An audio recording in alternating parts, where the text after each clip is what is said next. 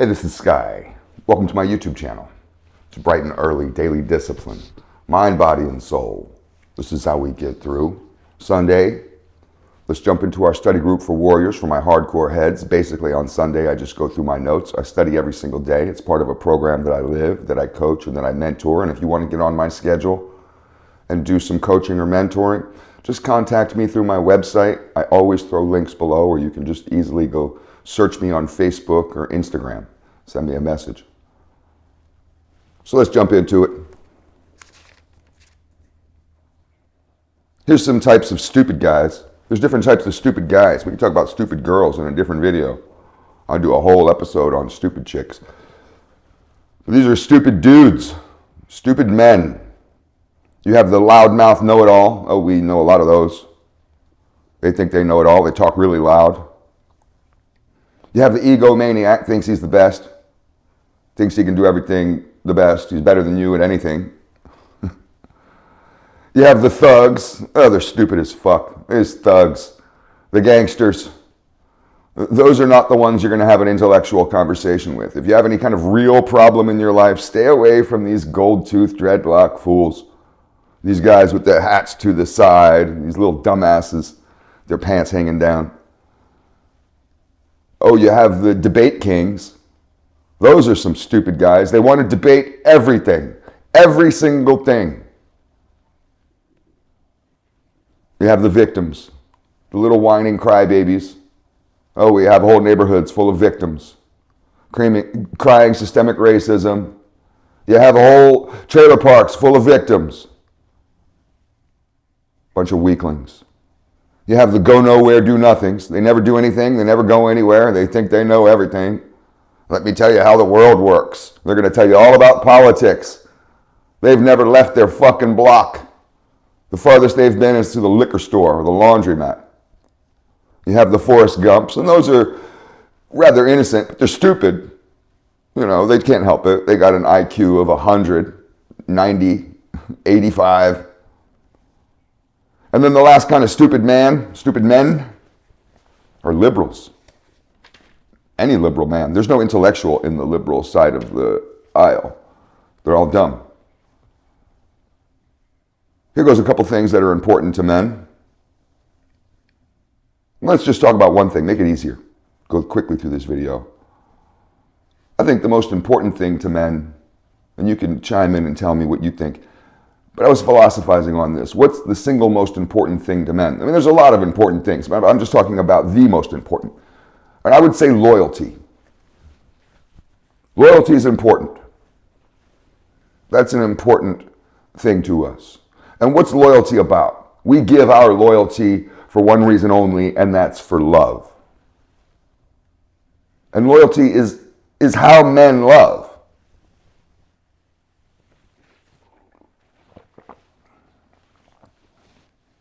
Let's go to the next one. As you move forward, the magnitude of your sacrifices will increase.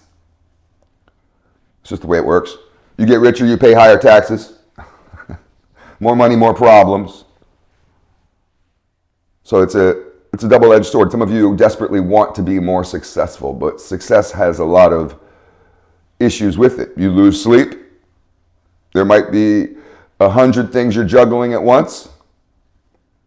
A regular guy that's not as successful isn't thinking about that stuff. He doesn't have to.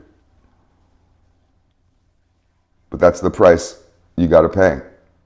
Here's some words that I jotted down that I thought were had some commonality to them.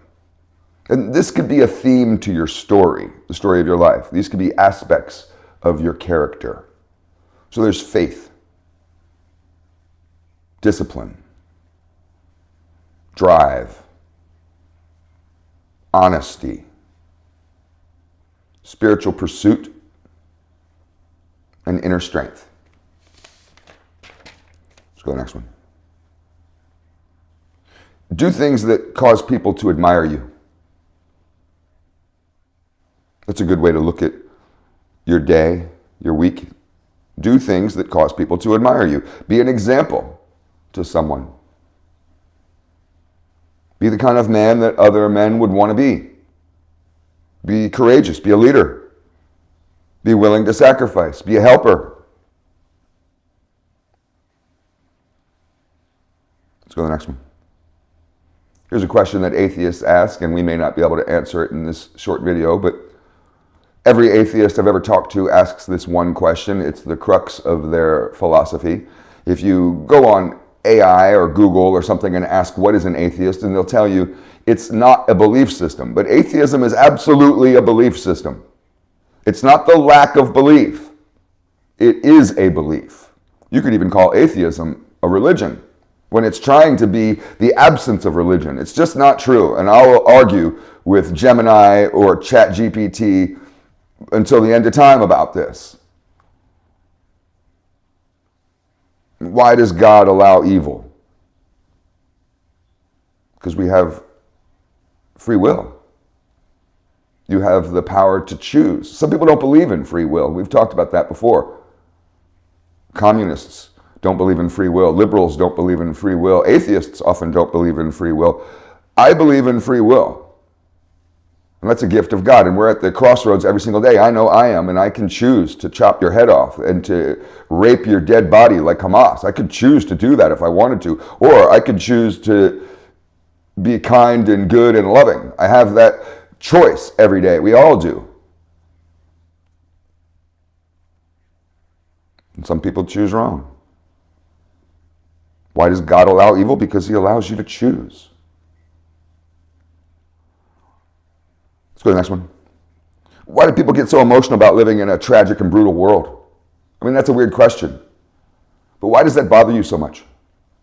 Do you fantasize about utopia? Are you utopian? Do you think that one day with our technology and our brains that we'll somehow evolve into some fantasy, some Disney movie where everybody is cool?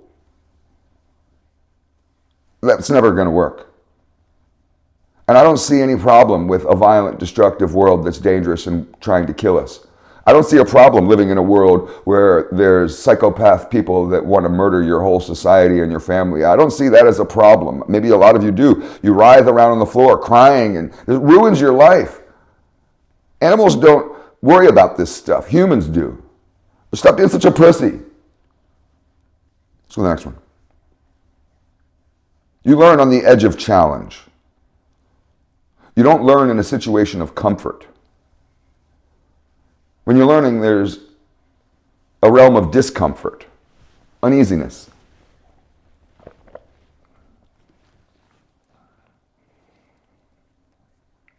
This brings up the Abrahamic covenant, and I don't want to get into that too heavy. It's a Jordan Peterson thing. I mean, he didn't invent it. He talks about it a lot, though. And it basically boils down to a transformative endeavor. So you must, like Abraham, at some point leave the comfort of your tent and go out into the world and embrace adventure. And that adventure might almost kill you. But that's what's going to make you a man, and that's what's going to bring you closer to God. Let's move on. God is what you aim at when you give up your idiocy and you decide to improve. Let's go to the next one.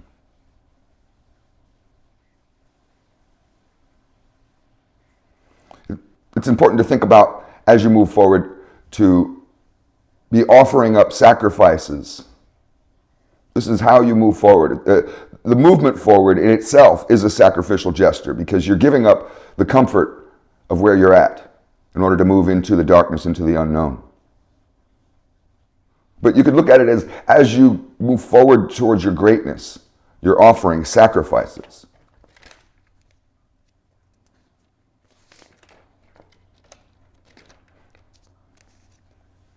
You can choose your thoughts. There's a lot of people that don't think they can choose their thoughts. Their thoughts think them. You think your thoughts. Your thoughts aren't coming from somewhere else, some magic realm. You think them. They're a product of your memories, your sensory perception. And you can choose what you think. You can choose to think good thoughts or bad thoughts. You can choose to think healthy thoughts or unhealthy thoughts. You can push bad thoughts out of your head and only think good thoughts. You can do this.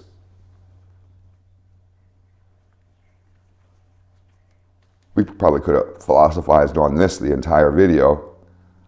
I had a long conversation with Gemini AI. I think Gemini is smarter than ChatGPT. I've had long conversations with both of them. But they're both stupid. I have a whole other video about that. To me, I know you guys may have a different opinion, but in my personal opinion, this is just this guy's opinion, AI is stupid. I've been horribly disappointed with my conversations with AI, and I've had lots of them over the last week. I really don't feel like it's very smart. But what is time? It's just interesting to think about. Some people think time is the fourth dimension. And I've thought a lot about dimensions in the quantum realm, and I'm just not sure if other dimensions exist. And it seems like time is relative. It's subjective. You may be living in a different time frame than I am. You may be experiencing time differently than I do. We experience time differently on this planet than they do on other planets. Time seems to be tied into motion. If you go the speed of light, which people say is impossible, but we don't know. But if you go the speed of light, it's theorized that time slows down and stops.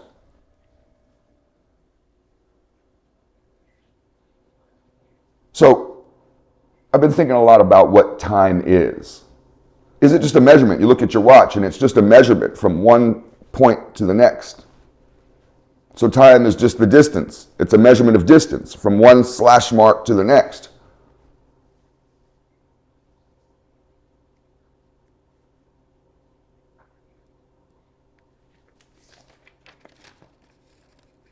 Let's go to the next one. We'll end it here. Oh, I got 5 more pages. Geez, I didn't realize how much I studied this week. Here's some flirtation cues. There's a signal observation bias. That's kind of a weird term. Dating coaches might use that. And basically what it boils down to is that you may, and you need to understand this about yourself, you may have a hard time recognizing the signs and signals being sent your way, especially by women. She may be vibing on you, she may be sending you signals, she may be firing a machine gun of signals off at you, showing that she likes you, and you miss every one of them. And I've done this before. I've dated women who've told me that I chased you for 3 months, and like an idiot, you never reciprocated, you didn't even seem to like me. And I've been shocked by this and be like, you liked me? I had no idea. So there is this signal observation bias where we kind of miss stuff. In fact, there's been studies on this, and it takes about 29 signals in 10 minutes for most dudes to recognize one of them. She's got to send off 29 signals in a period of 10 minutes saying that she likes you for you to get it. And another part of the study, which was just a byproduct, but was found out, which I thought was interesting, and this may explain some things for you out there, you attractive people, you male models out there. I'm not one of you, but I used to be. I used to be so good looking. Attractive people get approached less. People are intimidated by even men. Attractive men get approached less. If you're a super hot dude, what do they call him now? I think that's a stupid term for him, Chad. And I know a lot of dudes named Chad. And none of them are like good looking bodybuilder dudes. None of them are alphas. But for some reason the slang term Chad is what you guys are using. Even those guys. Chicks are terrified of those guys. They don't get approached. So to signal availability, what some women do is they use body language cues.